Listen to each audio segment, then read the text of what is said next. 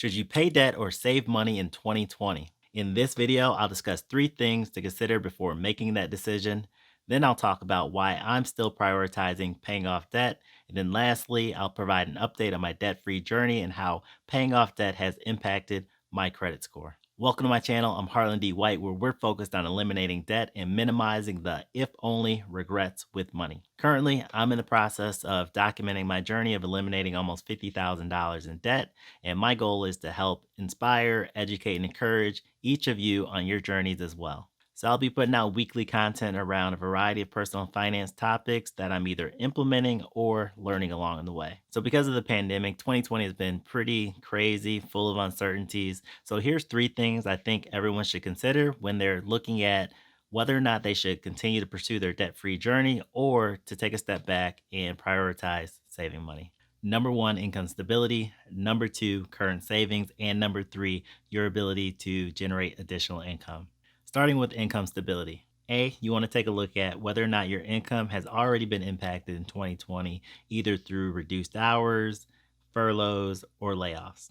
B, you want to take a look at whether or not your company or industry has been impacted in 2020. And C, you want to take a look at the possibility of your role being impacted as it relates directly to what's going on with the pandemic. The second area of consideration is your current savings. Do you already have an emergency fund in place? If your income stability is good and you already have an emergency fund in place, you should be good to go continuing your debt-free journey. However, if your income stability has been impacted in 2020, then I think it's a better option to start prioritizing savings and adding to your current saving. And the third area of consideration is your ability to generate additional income. If something were to happen to your main source of income, how easy would it be for you to replace, either through getting another job, starting a business, selling things, etc. Of the three considerations, income stability is by far the most important. Current savings and ability to create additional income are just safety nets. So I also decided to look into what financial expert Dave Ramsey would say on this topic. And from what I can tell, he would recommend continuing to pay off debt and continuing your debt-free journey as long as your income stability has remained stable throughout 2020 and that you're at no more risk of losing your job than at any other time. However, if there has been some type of change within your income stability, then you should look to prioritize savings. Now, for me, I've decided to continue on in my debt free journey. Number one, my income stability has been stable. Coming into 2020, I actually had the plan of starting my debt free journey. I was going to start with my bonus that I received in March. However, also in March was the time when things were really starting to heat up in terms of what was really going on with this pandemic. So instead of rushing out and immediately spending all of my money towards paying off debt in March, what I did was I spread that amount over several months to give myself a little bit more stability. And during that period of time, my company did have some layoffs.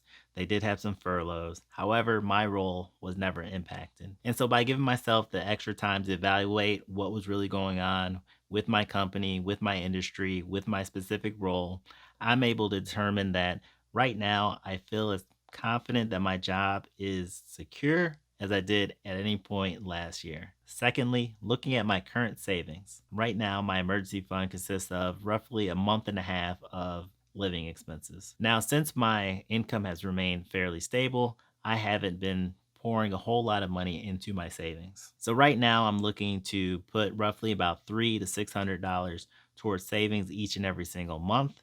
And I'm looking to put roughly $1,500 or at least $1,500 towards paying off debt. As long as my income stability remains stable, I plan to keep the prioritization on paying off debt. And the third consideration is my ability to create additional income. Now, I am looking into ways to create additional income right now to help accelerate my debt payoff. However, if something were to happen to my main source of income, this could also be a safety net for me to be able to not lose any ground in terms of my debt-free journey. When I take a look at these three considerations, this is why I'm prioritizing paying off debt instead of prioritizing saving money at this point in time. All right, so here's an update on my debt-free journey. Total debt reduced since May of 2020, $19,416. However, my overall debt has increased by $120 since my last video.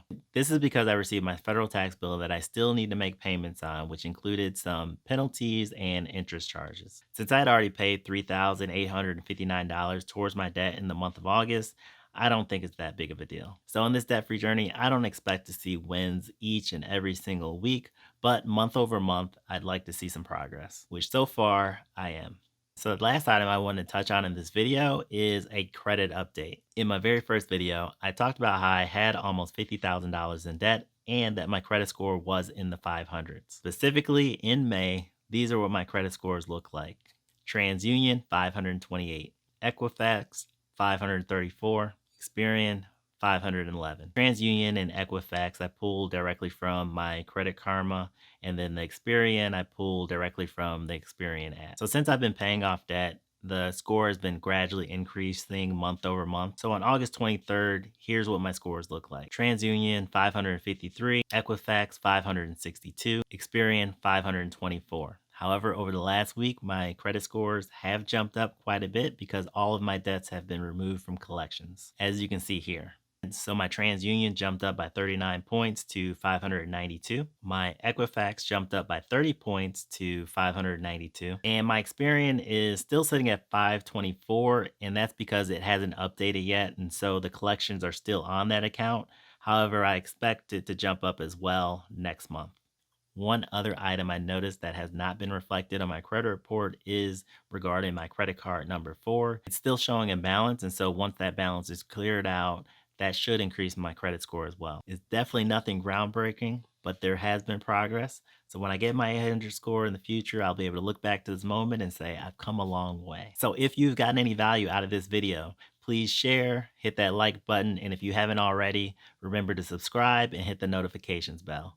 And definitely, if you've made it this far, let me know in the comments below whether or not your attitude towards savings has changed at all in 2020. You can even just put a yes or a no. Until next time.